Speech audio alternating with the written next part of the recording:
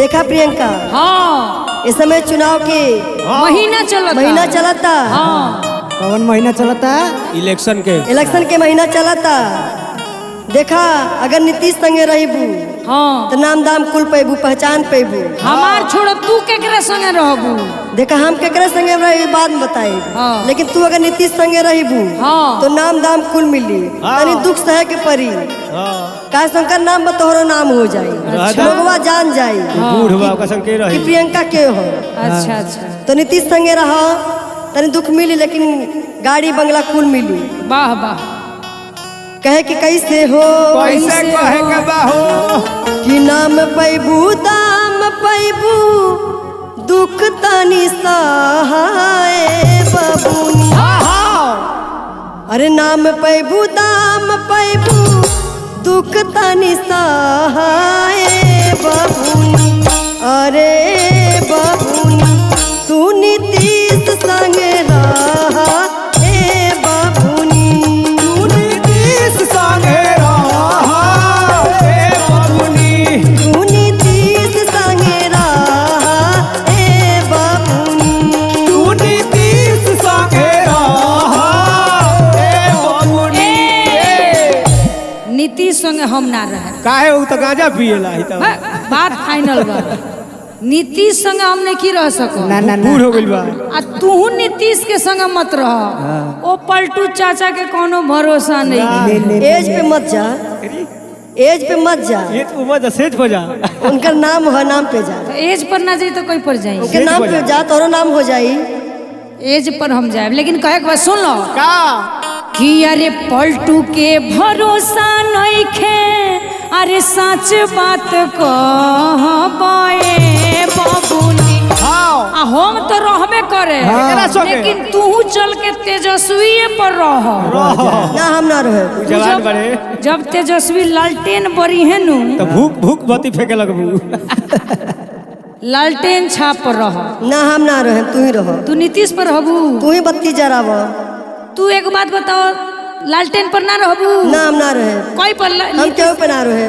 हम तोहरे पे बानी हुई पे रहे। लेकिन कहे के बा कैसे हो कि अरे पलटू के भरोसा नहीं खे। अरे सच बात कहबे बबुनी। किया है बबुनी आ हम तेजस्वी संगे रहबे बबुनी।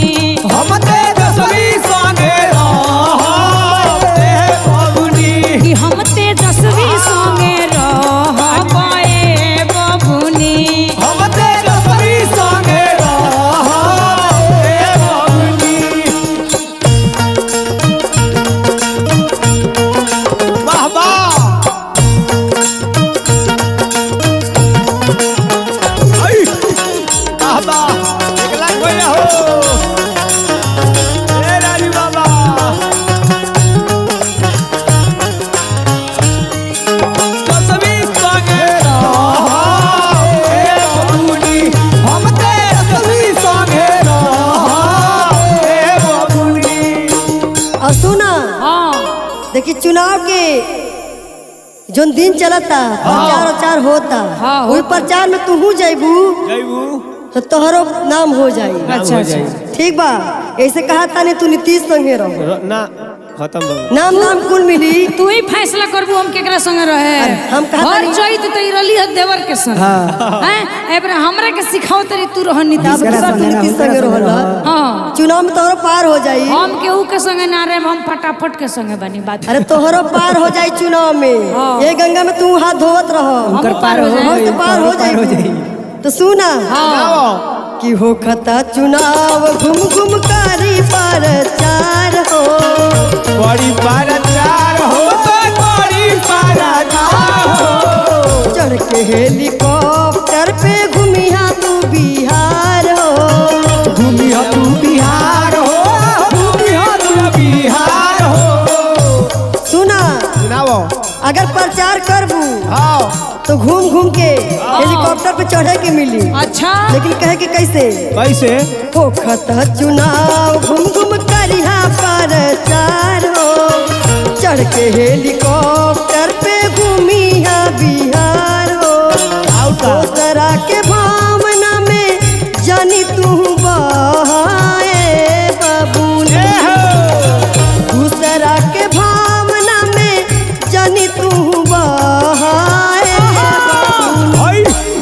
देखा दूसरा के चक्कर में मत पड़िए। हाँ बहुत जाने चाहे तेजस्वी हो के चाहे केहू हो के, केहू के चक्कर में मत पड़ा। हम चक्कर में पड़ गए हैं। दूसरा के भावना में रहबू नु तो कुछ ना हो। तो केकरा भावना में रहे? नीतीश के भावना में रहो, ना। पार हो जाई, बेड़ा पार हो जाई तोरो। तू ही यही पार सिखाता नहीं। तू ही अपन बेड़ा पार करा। अरे ए बाबूनी, आय हाय ए बाबूनी, तू नीतीश संगे रहा। ए बाबूनी, तू नीतीश संगे रहा। ए बाबूनी, तू नीतीश संगे रहा। ए बाबूनी।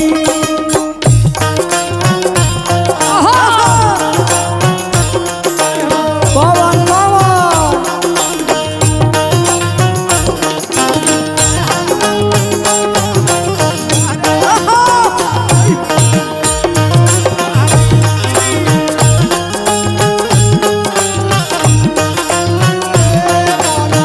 धीरे धीरे नीतीश संगे रहा। ए बाबूनी, तू नीतीश संगे रहा। ए बाबूनी। अपने खान बुझतरू हैं? कूद कूद पार्टी पोतले वाली बुझतरी। हाँ जगह ई पलटली होगा वो पलटला। जेगा ई पलटली होगा हम पलट जाए 3 महीना पर। 6 महीने पर तो भैंसिया पलट जाली, सो से बेसी पलटली। गजब हाल बा हैं? भल बीजेपी में जाइए, भल है ना जाइए, भल राघवेंद्र सर के संगे जाइए। वो तो मालो गुरु ना पलट से नहीं पलटला ही तो। का कह जा अब फट से ना राजू बाबा के संगे आके बिहान देखते नहीं परदेसी जी के संगे देखा घूमत। पुरान तो पुराने होला। पुराने होला। हाँ ऐसे कहली पुरान के संगे रहा। पुरान 100 दिन, नया 9 दिन। अब सुन लो, तू नया बुझतरी तेजस्वी जी के, लालू यादव से भेंट करो ना। अभी ले लाठिए लेके घूमे ले उ। कितना रहिए लेकिन नीतीश से तो नया बाड़नू। हाँ। मैं उन्हें के लड़का बाड़नू। लेकिन आवा कहे के बा कैसे हो कैसे कि अरे हौवे तेजस्वी यादव जनता के जान हो। नौजवान के जान हमें कि हवे लालटेन छापोई न कर निशान हो। ए हाँ अभी ले लालटेन जरेला ओने फुलवरिया में, वही जिला के हम हई बुझली हो। तू जरा लो। लालू यादव के चलो एक दिन पीठ ठोकवा दी यादव जी जरवावे से। वैसे नु। कि अरे हौवे तेजस्वी यादव जनता के जान हो। जानो गावे तो जाना ताकि जान हो। हवे लालटेन छापोई न के निशान हो। इन के निशान हो, इन के निशान हो। लालच पहरेत खानी हम नहीं ढब ए बबुनी। लालच पहरेत खानी हम नहीं ढब ए बबु। हाय हाय ए बबु। हेंगा जेंगा कूद देती है, कूद जेबू। कुछ दिखाओ ई तो। हमनी के क्षेत्र के ही हो। हाँ। आ यूपी के हई, देखो देह भारी हो गइल, हिलोलो नहीं तो खेजा। लगाइए लो आज। हैं? तन दिखाओ ना सीमानी। उ खाली कपड़ा हिलावती हाँ। हेंगा। अब तन दिखा दो, तन दिखा ए दो। प्रियंका जी, तो बबनी। ए प्रियंका जी, हाँ। ई जगह कूदत दिया, अब ये तो लालका फेंक दिए। हाँ लड़ाई करवा दो तनी जीत। करा देखी के दी। जीतल हाँ हो। तो बनी देखे के ही छोट भी है, लेकिन हाँ, काम में देख- कर गोट बा। तू का। अब वो है तो कैसे हो कि अरे लालच पहरेत खानी अरे हम नहीं ढब ए बांडी भी। है ए कूद देबू इन्हीं भी। है ना कूदे अरे हम काहे कूदे, हमार कूदो। हई इलेक्शन का उतरी देखा कूदे वाली खुदे हमारे संगे ही हो। कैसे कि अरे बाबू आय हाय ए बाबू कि हम तेजस्वी संगे हाय, ए इन्हीं भी। बाबू ने हमने दसवीं संगे रहा। ए बाबूनी। तू नीतीश संगे रहा। ए बाबूनी। कि हम तेजस्वी संगे रहा। ए बाबूनी। तू नीतीश संगे रहा। ए बाबूनी।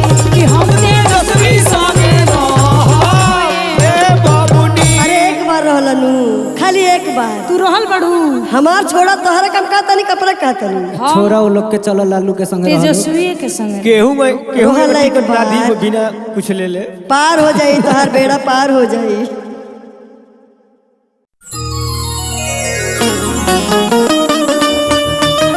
वाह वाह 1 लाख भैया। बना रहा बना रहा।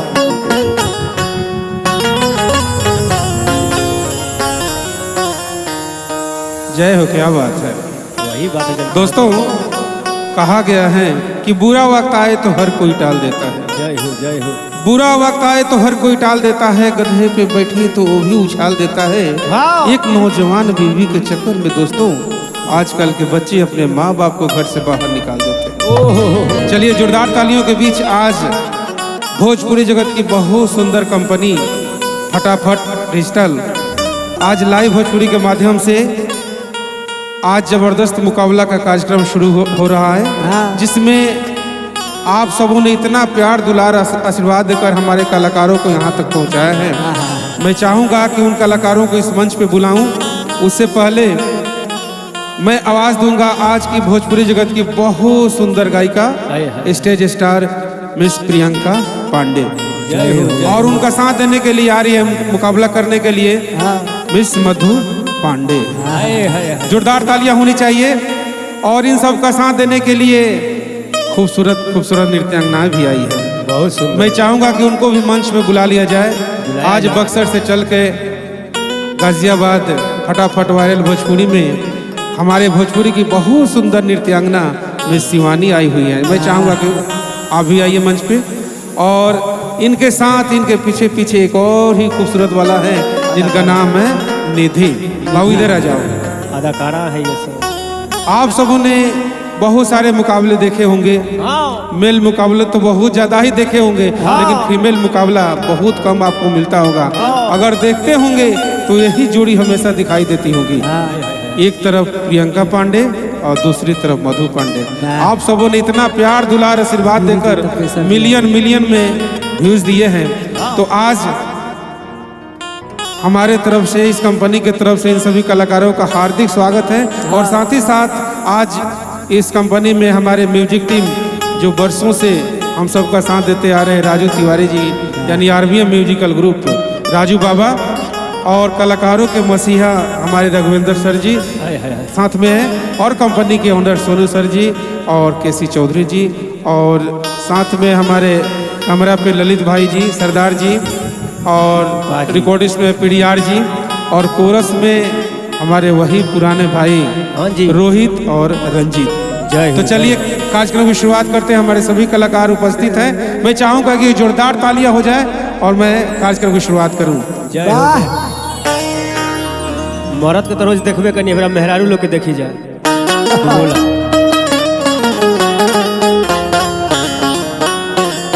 वाह वाह वाह वाह, फिर आ गेलू। वे बेर समझा रहे लेकिन समझ में ना आया। ऐसे मानत नहीं की खत्म बड़ी बुलडोजर से लड़े की आदत हो गई बा। लोड़ा तरी बकी पटाज तरी नु। वे बेर इतना समझौले रहनी कि देखा बुलडोजर के नीचे जे आवेला वो दबाइए जाला, लात बाहर हो जाई या तो बाहर हो जाई। लेकिन राघवेंद्र सर के खाली एक ही कलाकार मिलल, वो प्रियंका पांडे, और कलाकार है नहीं खे। बालो बकरी करे खाने खेलो नु। लेकिन सुना, हमार सखी हो तो कोनो बात ना, लेकिन आजकल एकदम खिलल जाता रू। का बात बा? कोनो बिहारी मिल गइल बा का? कोनो रंगदार मिलल बा?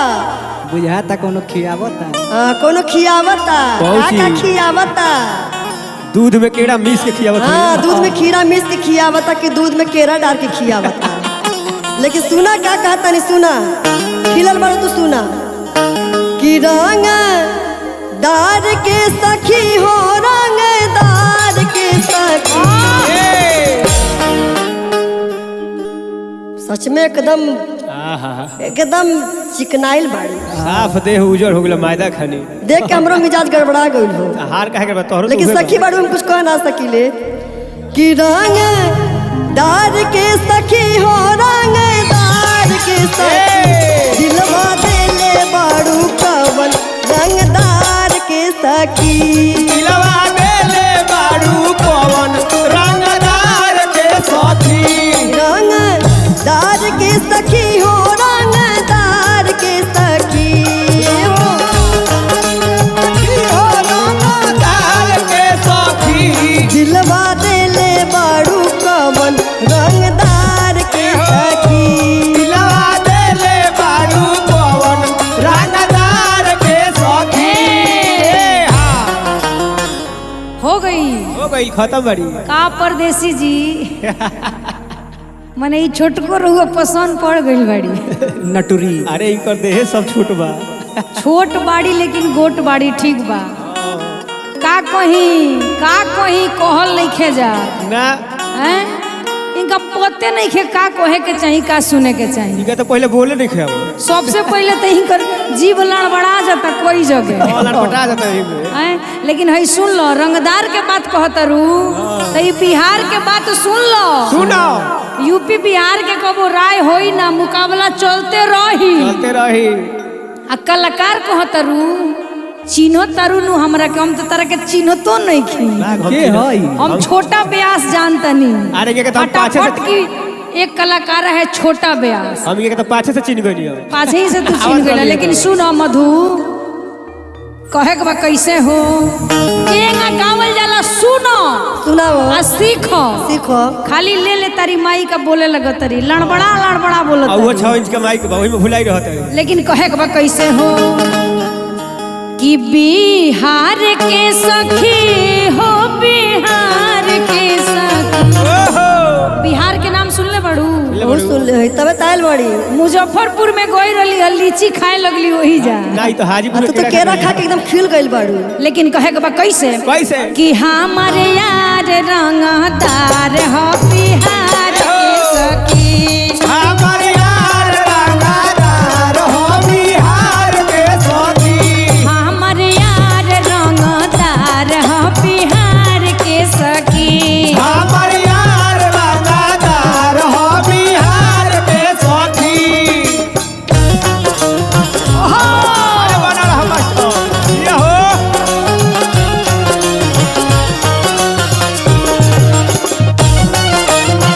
यानी आवो हई दिया दिया यार रंगदार हो बिहार के सखी। हमारे यार रंगदार हो बिहार के सखी। घूमे जालू कहीं कवनो डारे नहीं बोलेला। डरे नहीं बोलेला हो डरे नहीं बोलेला। छवड़ा छिछोरा अपन मुहावो ना खोलेला। केहू ना मुहावो खोली ना खोलेला हो मुहावो ना खोलेला। घूमे जालू कहीं कवनो डारे नहीं बोलेला। छवड़ा छिछोरा कवनो मुहमो नहीं खोलेला। और का करेला दिलदार के सखी हो दिलदार के सखी। अच्छा दिलदार के सखी हो दिलदार के सखी। दिलवा दिले बड़ू कवनो दिलदार के सखी। दिलवा देले बारू पवन रंगदार के सखी।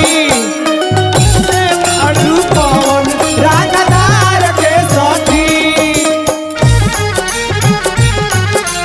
क्या बात है। ए हो